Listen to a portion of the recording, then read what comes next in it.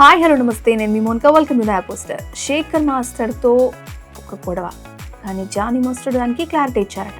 అసలు వీళ్ళిద్దరి గురించి మీకు ఇప్పటికీ తెలిసి ఉంటుంది కదా. టాలీవుడ్ టాప్ కొరియోగ్రాఫర్లు జానీ మాస్టర్, శేఖర్ మాస్టర్. అసలు వీళ్ళిద్దరి మధ్య ఒక యుద్ధం నడుస్తుందా, ఫైట్ ఏమైనా ఉందా అంటే వీళ్ళిద్దరి మధ్య గ్రూప్ రాజకీయాలు నడుస్తున్నాయనే ఒక పాయింట్ కూడా ఉంది. ఇలాంటి వార్తలు జానీ మాస్టర్ విని ఒక ఫుల్ స్టాప్ పెట్టే ప్రయత్నం చేశారు, ఒక క్లారిటీ కూడా ఇచ్చారు. అయితే రీసెంట్గా జానీ మాస్టర్ భార్య Sumalatha Devi Telugu film and TV dancers association ప్రెసిడెంట్గా బాధ్యతలు తీసుకోవడం జరిగింది. అయితే ఈ అకేషన్లో జానీ మాస్టర్ అసలు విషయం బయట పెట్టేశారు. ఏంటి అంటే Shekhar master, Ganesh master, Bhanu master వీళ్ళందరూ నాకు చాలా ఇష్టమైన వాళ్ళు, మా మధ్య ఎలాంటి వివాదాలు లేవు అని ఒక క్లియర్ కట్గా చెప్పేశారు.